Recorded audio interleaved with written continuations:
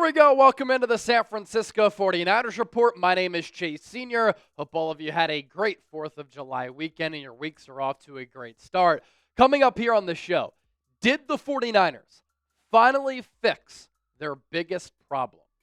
We're going to have a good conversation on today's show. And if you haven't subscribed, do so right now for the best Niners coverage right here on YouTube. As you can see with the figures here to my right, we are only 18 people away from reaching another milestone of 163,000 subscribers. So if you want Niners content that is informative, insightful, thought-provoking, entertaining, where you have a voice, content that comes your way every single day, lock us in, hit that sub button. So I posted this tweet the other day, and it went semi-viral on X, picked up about 53,000 views and a lot of different responses, both threaded replies, people quote tweeting it, people reaching out to me trying to have a conversation about this, and this is how it reads. And by the way, give me a follow on X at Chase_Senior. Sacks allowed in 2024. Philadelphia Eagles gave up 45 sacks, and the San Francisco 49ers gave up 9 fewer sacks at 36. So I, of course, had to put the emoji, and then I followed it up with another tweet, which we'll circle back to a little bit later, trying to answer the question, did the 49ers fix their biggest issue on this roster? And a reason I included the Eagles on that list, in addition to the 49ers, is because last year, Philadelphia won the Super Bowl. The backbone of their offense was their offensive line. Every member of this unit was a high-level player in 2024, and I would say that 4/5 of that offensive line, terrific players, with the exception of Mekhi Becton, who was a first-round pick by the Jets, got hurt, and struggled to find his pathway to getting back to how he played as a rookie, was pretty much benched and ousted by New York. He signed with the Eagles to be a backup offensive tackle. They moved him to guard because of injuries at that position, and they never looked back. And he ended up being one of the top guards in football. But Jordan Mailata, Landon Dickerson, Cam Jerkins, Lane Johnson have all been either a Pro Bowler or an All-Pro player, and Mekhi Becton was fantastic. That unit right there led the Eagles to having one of the best offenses in the NFL. They are the top rushing attack. They won the Super Bowl because of that offensive line partially, and they dominated the Kansas City Chiefs defense in Super Bowl 59. Then you look at the Niners, far cry from that Eagles offensive line when you factor in the consensus from common fans and even NFL analysts who know ball. Trent Williams at left tackle last year, Aaron Banks at left guard, Jake Brendel, Dominic Pooney, and Colton McKivitz. That was the Niners' offensive line when healthy from left to right. And that unit didn't compare to the Philadelphia Eagles. So how did the Niners' offensive line give up fewer sacks than Philadelphia? Why did that happen? And does it lead to the conversation that we're having today? Have the Niners fixed their biggest problem? That Eagles offensive line in 2024, and even going into 2025, known as the biggest and baddest unit in the NFL. Led by the best offensive line coach in Jeff Stoutland, Philadelphia has a bruising, mauling, physical offensive line that takes your will, and they have a bunch of stellar players. The 49ers offensive line, on the other hand, has been known as a weakness over the last few years. A leaky valve that Kyle Shanahan and John Lynch don't prioritize enough. An offensive line that in the biggest of games has cost San Francisco. In Super Bowl 58 against Kansas City. In the 2022 NFC Championship game against Philadelphia. In the 2021 NFC Championship game against the Rams. In the playoffs, when the Niners offensive line, which has been mediocre to good and okay, has gone up against upper echelon defensive lines, they've been exposed because they simply haven't been good enough. Kyle Shanahan has tried to rely more on his scheme and play designs than just having a dominant offensive line. Can you imagine how good San Francisco could be if they were better up front, combined with the offensive mind, the offensive philosophy, the play calling, the play designs, and the scheme of Kyle Shanahan? That's what gets me so annoyed. Now, I'd also want to hit this. Pro Football Focus ranked their top offensive lines in the NFL going into 2025. Guess who's number one? An Eagles team that gave up 9 more sacks than San Francisco last year. The Eagles boast the NFL's best offensive tackle duo, featuring 2 players who rank at the top of their respective positions. Left tackle Jordan Mailata's 95.2 PFF overall grade in 2024 led all offensive tackles, while right tackle Lane Johnson's 88.9 mark placed 5th. There is some uncertainty along Philadelphia's interior following the right guard departure of Mekhi Becton, but Landon Dickerson and Cam Jurgens remain to make this the best offensive line in football entering the 2025 season. So that's what PFF had to say about the Eagles' number 1 offensive line going into this year. And that's a number 1 unit now, and it was a number 1 unit last year. As for the Niners, they rank a little bit higher than what a lot of people would think, right? PFF naming San Francisco's offensive line the 12th best unit among the 32 teams in the NFL. Trent Williams remains the leader of San Francisco's line, but the soon-to-be 37-year-old won't be able to do so forever. For the first time in 5 years, he ranked outside the top 2 offensive tackles in PFF overall grade, 85.6 this past year. Williams also missed significant time due to injury. The 49ers group is still above average, especially considering Dominic Puni's emergence. The Kansas product ranked 6th among all guards with an 80.5 PFF overall grade as a rookie. Now with this Niners offensive line this year and last year, a lot more question marks than Philadelphia's.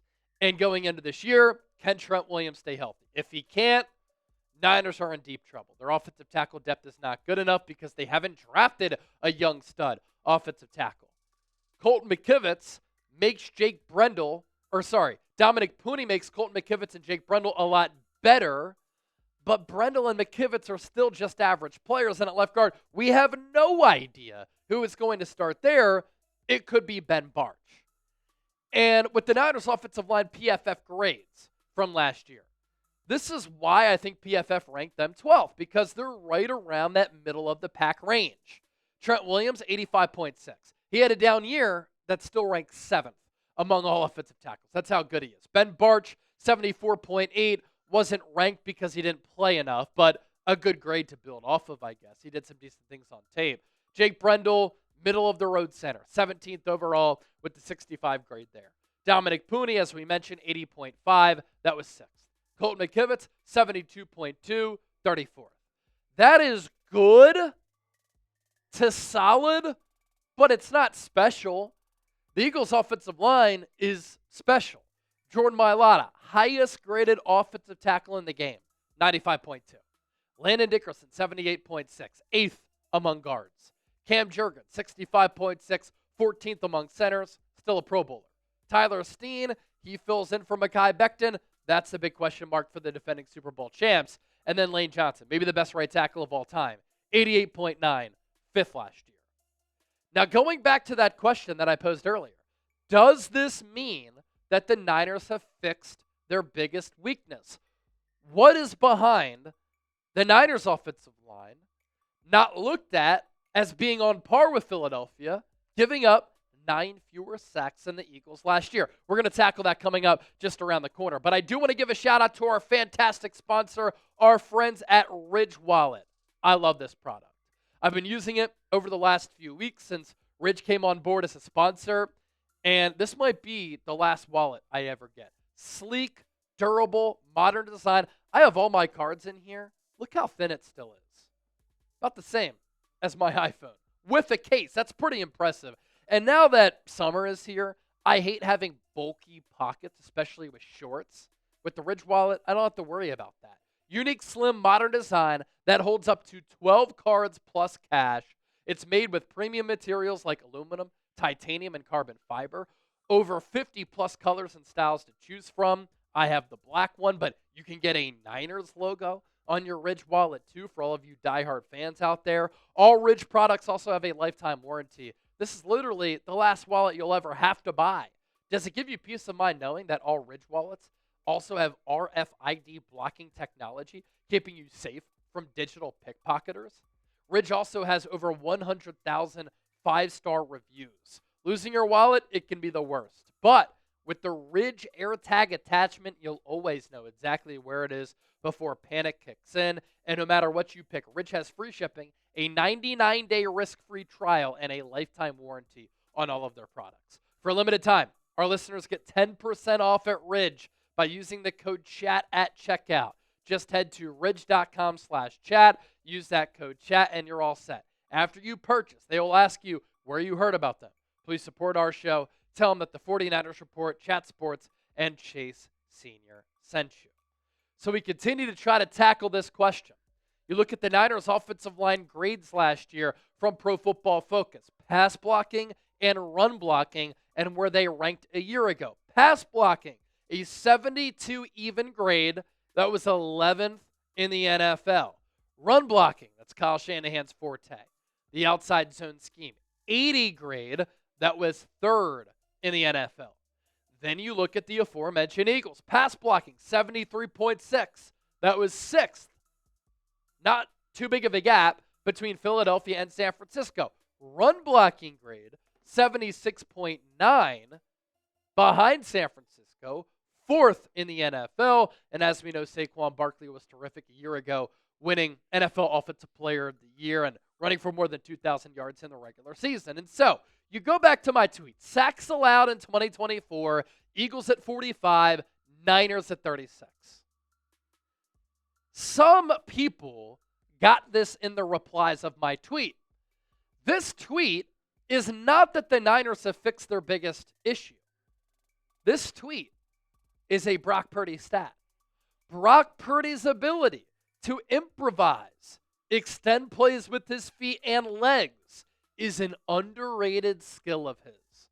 What Brock Purdy has done is bailed out the Niners' offensive line a lot because he has this ability to turn garbage into gold by making plays downfield and moving the chains. Whether he's trying to buy time to make a throw with his feet, escaping incoming pressure, or he's able to escape and elude pressure and make plays happen as far as running the football. I do not think that the 49ers have fixed their biggest issue. I do not think that the Niners prioritize the offensive line enough. What I do think is that Brock Purdy is underrated as an athlete. And if Jimmy Garoppolo was back there, those offensive line numbers would be really ugly because he's immobile. He is a statue. His feet are in cement. But Brock Purdy is one of the best quarterbacks in the NFL at being able to extend plays, improvise, and improvisationally make plays happen because of his athleticism, his innate sense and feel in the pocket for when defenders are around him. He kind of has that Tony Romo play where he can sense that pressure, twirl out of the pocket, keep his eyes downfield if he wants to deliver a pass, but also he can use his feet to run the ball. And so I think this Niners offensive line needs to get better. Ben Barch, unknown at left guard. Jake Brendel, not good enough at center. Colton McKivitz, I wish the Niners strive to be elite at that position and others. Instead, they're just content with being good enough. And I don't think it's good enough to just be good enough.